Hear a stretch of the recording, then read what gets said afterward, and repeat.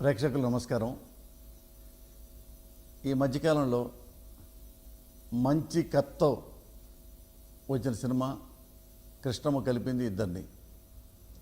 లగడపాటి శ్రీధర్ గారు, శిరీష్ గారు కలిపి తీసిన ఫిల్మ్ ఇది. నేను రైటర్గా 100 సినిమాల దాకా రాశాను. 100 సినిమాల పైనే రాసి ఉంటాను.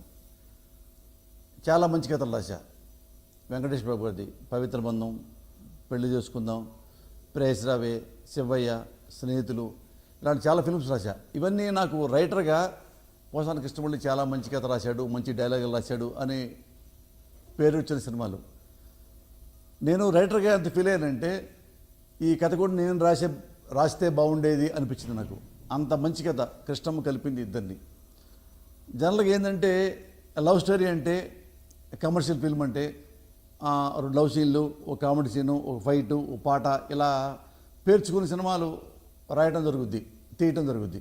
కానీ ఇది మీ ఇంట్లోనో, మీ విలేజ్లోనో, మీ సిటీలోనో, మీ టౌన్లోనో జరిగే కథ, కళ్ళ ముందు జరుగుతున్న కథలాగా ఉంటుంది ఇది. నేను రైటర్గా అంత నచ్చిన సినిమా నాకు ఈ ఫిల్ము. అంటే చాలా మంచి కథ. మీరు జనరల్గా చాలామంది ఇళ్లలో మీరు టీవీ సీరియల్ చూస్తూ ఉంటారు. లేడీస్ చూసి టీవీ సీరియల్ చూస్తూ మీ సినిమాలు చూడరా అంటే, ఏ సినిమాలు అన్నీ ఏముంది, అన్ని కొట్టుకునే సినిమాలు వస్తున్నాయి, డ్యాన్సుల సినిమాలు వస్తున్నాయి అని చాలామంది లేడీస్ అంటూ నేను విన్నా.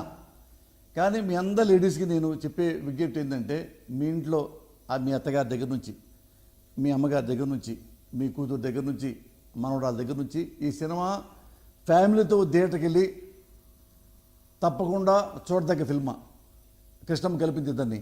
అంత మంచి కథ ఇది. ఇందులో నాకు ఒక ప్రిన్సిపల్ క్యారెక్టర్ ఇచ్చారు. నేను ముందు భయపడ్డా.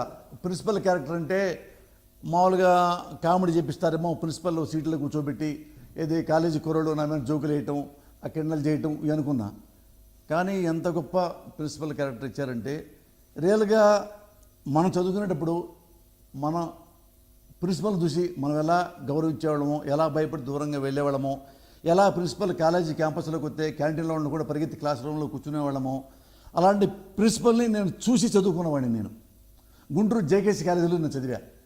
జేకేసీ కాలేజీలో నేను ఇంటర్ చేరినప్పుడు రోసయ్య గారు అని ఒక ప్రిన్సిపల్ ఉండేవాడు. ఆయన రిక్షాలో వచ్చేవాడు.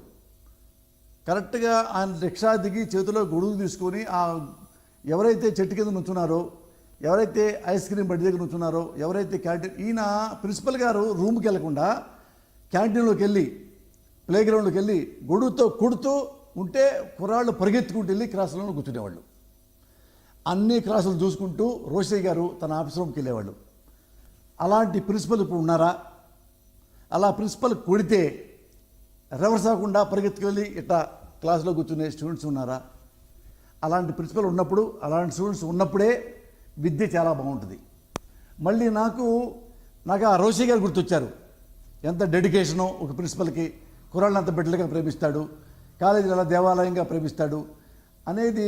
నేను రోషయ్య గారు నాకు ఈ సినిమా చూస్తుంటే గుంటూరు జేకేసీ కాలేజీ ప్రిన్సిపల్ గారు నాకు గుర్తొచ్చారు. ఎందుకంటే ఇందులో నా గెటప్ వేసుకొని కుర్చీలో కూర్చుంటే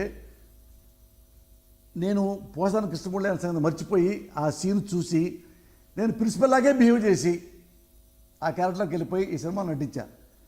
ఈ సినిమాలో నా 3 సీన్లు అయినా కానీ రివ్యూలో కూడా పోసాని కృష్ణమురళికి అని పేరుతో సపరేట్గా నాకు మెన్షన్ చేశారు.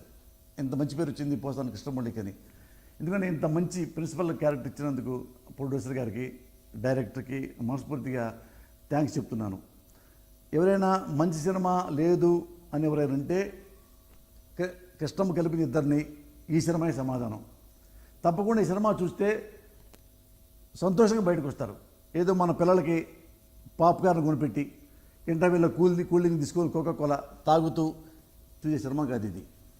ఎలాగా మీరు మీ ఇంట్లో మీ భర్త వస్తే భర్తను కుర్చీలో కూర్చోబెట్టి ఎంత ప్రేమగా అన్నం పెడతారు, ఎంత నిజాయితీగా అన్నం పెడతారు, ఎంత సిన్సియర్గా అన్నం పెడతారు మీ బిడ్డలకి, అలాగే థియేటర్లో కూడా ప్రేక్షకుల్లాగా సిన్సియర్గా మీరు కూర్చుంటే ఈ సినిమా చూస్తే మీ జీవితంలో one of the best film చూసిన ఫీలింగ్ మీకు కలుగుతుంది. నేను భరోసా ఇస్తున్నా. తప్పకుండా కృష్ణమ్మ కలిపింది ఇద్దరిని సినిమా చూడండి. Thank you.